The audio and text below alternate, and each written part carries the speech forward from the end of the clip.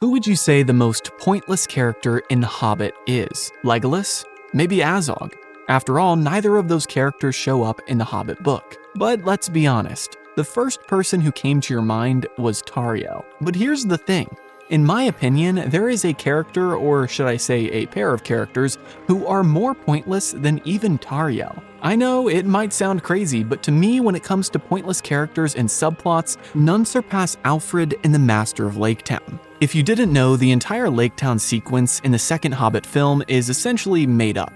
The entire subplot concerning Bard versus the Master and Alfrid is an extra bit of lore straight from the Hollywood execs, and the book has an entirely different version of these events as Thorin's company arrives in Laketown. So in today's video, I'm going to go page by page and scene by scene through this 45-minute sequence of the Desolation of Smaug and reveal every change, revision, and omission the movie made. And by the end, I think you'll agree with me that Alfrid and the Master might be worse than the addition of Tauriel. My name is Gibby, and welcome back to episode 8 of Movies vs. Manuscripts, the Hobbit Edition.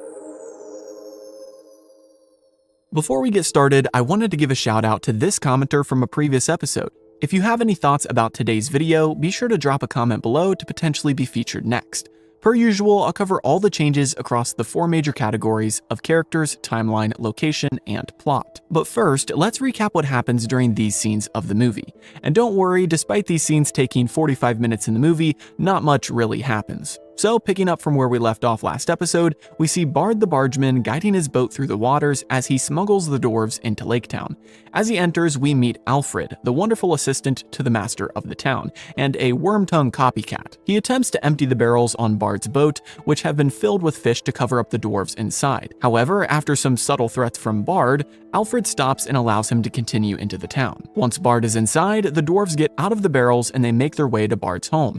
There's a brief chase scene with some guards, but that doesn't really matter. We also meet the Master of Laketown, who is absolutely disgusting. And amongst these Laketown scenes, the movie cuts away to Tauriel and Legolas, who argue about their duties in the world and philosophical nonsense like that. But eventually we get back to the dwarves, who are unhappy with the arrangements Bard has made, as his weapons aren't suited to their needs. So after Bard goes out to find a random tapestry, Thorin and the dwarves sneak away to steal swords from the armory. Cause that sounds like a great idea, right? Steal from the town that's hosting you. Definitely won't lead to trouble. Well, I guess in their case it didn't, because they get caught and the Master of Laketown lets them off the hook. But not without a bit of a struggle, as Bard returns after figuring out who Thorin is, and he tells the people to not help the dwarves, as they'll bring death and destruction to the town. Of course, the Master and Alfrid hate Bard, so they just go against what he says. Plus, the people are keen for a little gold, and Thorin promises them riches if they help. So after a night of feasting and celebrating, they get up the next morning and set out on a boat along with armor, weapons, and food stores to last the journey. Bofer, however, sleeps in and misses the boat, and Fili and Oin stay with Killy, who was poisoned from the arrow he was hit with in Mirkwood. Eventually, Bilbo and the remaining dwarves get to the mountain and begin their trek to find the hidden door. Somehow it seems that they make it there in a day, but that's besides the point. Amidst these scenes, we cut to Gandalf, who goes inside Dol Guldur and finds Thrain, Thorin's father, who has gone insane. Before we see the climax of Gandalf's adventure, though, the movie goes back to Thorin's company, who eventually find the door and wait for the last light to reveal the keyhole. But the keyhole doesn't come, and they all walk away dismayed. All except Bilbo, that is, as he stays and tries to figure the door out. Eventually, the moon comes out, and he sees the light of the moon that shows the keyhole. Thankfully, Thorin must have just walked 10 feet away and then hid behind a rock or something, because he happens to be right there during Bilbo's discovery. But anyway, the keyhole appears, and Thorin inserts the key Gandalf gave him, and the door opens. Then we watch about 10 minutes of camera panning around as Balin cries and the dwarves just stare there in awe. Eventually, Bilbo asks what the Arkenstone is, which is portrayed in a carving above the door, and Thorin replies that the stone is the reason why Bilbo came with them. And that is where scenes stop for today. Whew, that was a lot. And even that was a SparkNotes version of the full thing. Like I said, it's 45 minutes in the extended edition of the film, and 99% of it isn't even in the book. But anyway, before we get into the plot stuff, let's cover our first 3 categories of characters, timeline, and location. First up for characters, we have quite a few discrepancies. Obviously, there's Tauriel and Legolas, who are not found in the Hobbit book. Tauriel is of course made up entirely, and yes, I realize the irony of that statement given the fact that the entire book is made up. I've seen your comments. But anyway, besides those two elves, Gandalf and Radagast are also out of place here. Despite Gandalf having his own role in Tolkien's general lore during this timeline, the book doesn't cover it. And speaking of Gandalf's part in the movie, Thrain is also incorrect here, because he is actually dead. Like, dead. In fact, in Tolkien's lore, Gandalf had found Thrain in Dol Guldur more than 90 years prior to Thorin's journey to reclaim Erebor. But anyway, we also have the movie-only edition of Alfrid, who is just a Walmart Wormtongue. And although Bard isn't a movie-only edition, he is quite changed for the film. As we'll see, his entire subplot is made up, and he doesn't appear in these two chapters that we're covering today. Plus, he isn't even a bargeman, but we'll talk about that in a future episode. Finally, for characters, the movie also removed the woodland elves who helped transport the barrels. You see, there were some elves who worked on the river and would transport the barrels by barge to the town on the lake. Then they feasted with the Master, which we'll get into in the plot changes. But as you know, the movie doesn't show any sign of elves in Lake Town. Next, our timeline category is a bit simpler, as it only contains 2 changes. However, these 2 changes are quite large timeline differences. First, the dwarves stay in Lake Town for 2 weeks before leaving. After all, the town was pampering them like crazy, so I'm sure it felt good after an awful journey they had been through the Misty Mountains and then Mirkwood. The second change here is similar to the first. As the dwarves depart from Lake Town, it takes them 11 days to get to the hidden door, and 3 of those days are spent entirely on water. Like I said in the movie recap, it seems like they left Lake Town and then got to the hidden door in less than a day. I know that's probably not the case, but still, it just doesn't seem like 11 days. And on that note, our third category is location, and typically I reserve this for places that were omitted or added. Here, there aren't any of those because we really only have Lake Town and the mountain in both the book and movie. But what I will count as a difference is the sheer size of these locations and the distance they are from one another. As I just mentioned, it took them 11 days to travel from Lake Town to the hidden door, so I think it's a bit larger than the movie portrays. Plus, there is a difference in Lake Town's geography, as it was a lot closer to the shoreline than the movie shows, and there was a bridge that led from the shore into the town.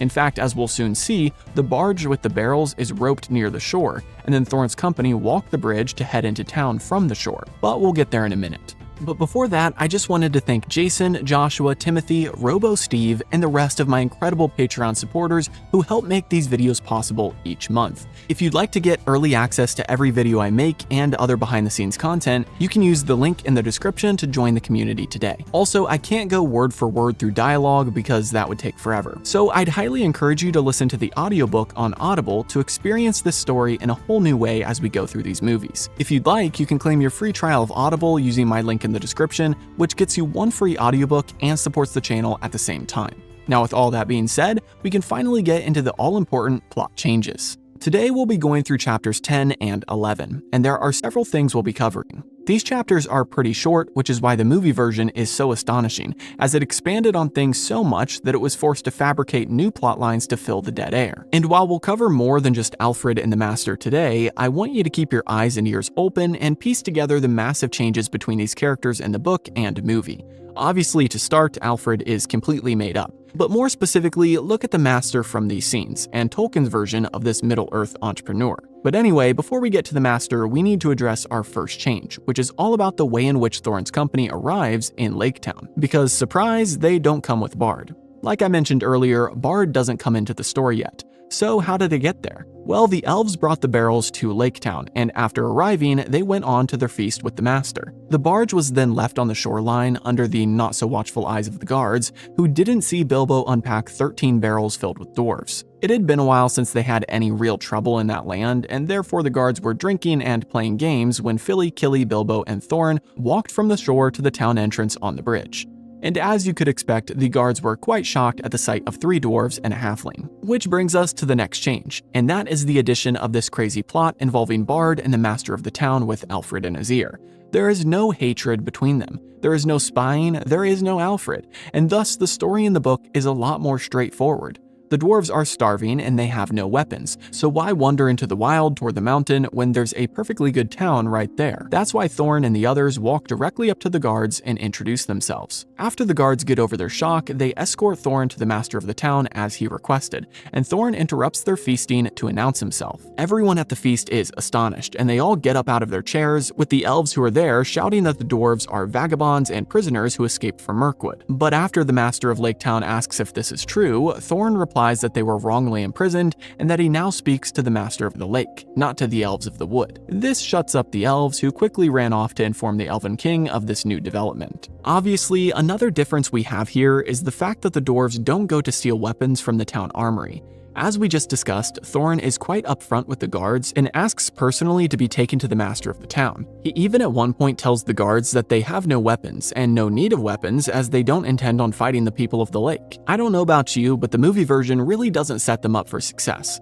Obviously, it still works out for them, but in reality, if you were some dwarves in a town of men and you got caught robbing the town armory, you'd be thrown in jail immediately. But anyway, let's resume with this moment in the book between Thorin and the Master. Similarly to the movie, Thorin essentially asks the people of Lake Town if they are willing to share in the riches of Erebor, and the Master is put in a tough spot. The main change here is once again the addition of Bard, who tries to stop the dwarves in the movie. But in the book, there is no Bard, and this entire interaction with the Master literally takes up one page. On one hand, the Master doesn't want to upset the Elven King by helping out his former prisoners. But on the other hand, the people of Lake Town might riot if he denies the dwarves any assistance. So after some quick thinking, he decides to help Thorin, and the people rejoice as they sing about the king under the mountain and the vast riches that are inside. Like I said in the timeline section, they actually spend 2 weeks in the town, feasting and celebrating with the people. But as autumn draws to an end, they decide they must move on. Plus, they don't want to wait until the people of Lake Town change their mind. This decision to officially leave actually shocks the master of the town, who didn't fully believe that Thorin was who he said he was. He thought they'd eventually be found out as fakes and then they could throw them in prison. But now he's confronted with the reality that these dwarves might actually go wake up the dragon. But he sends them off anyway with 3 boats and lots of supplies, as he's happy just to have them out of his hands. And that's essentially the last we hear of the Master in this part of the book. All the scenes with Alfrid, made up. All the scenes showing how disgusting the Master is, made up. I think the movies made him unbearably repulsive for comedic effect, but I really don't see why they needed to do that. His role in the book is quite small, but in order to give Bard an antagonist in the movie, they turn the Master into a greedy, evil monster. Now moving past Lake Town, we come into chapter 11 and learn more about the dwarves' journey to the mountain and their discovery of the hidden door.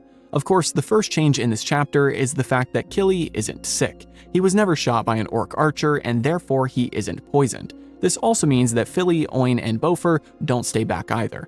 And as for Bofur, it's ridiculous to think that one of them would have slept through their departure. Even if they did, the idea that Thorin would just leave them behind instead of waking them is insane. But that's besides the point. The next change kind of piggybacks on this Kili sickness, and that is the fact that the Tauriel and Legolas scene is made up. Originally, I was going to talk more about this today, but I decided not to. After all, we'll have plenty of time to discuss Tauriel in the next episode. And speaking of moments which were added that I really won't talk about much today, we have Gandalf's scenes. As I mentioned in the timeline and character sections, Thrain died more than 90 years prior, so Gandalf finding him now just isn't possible.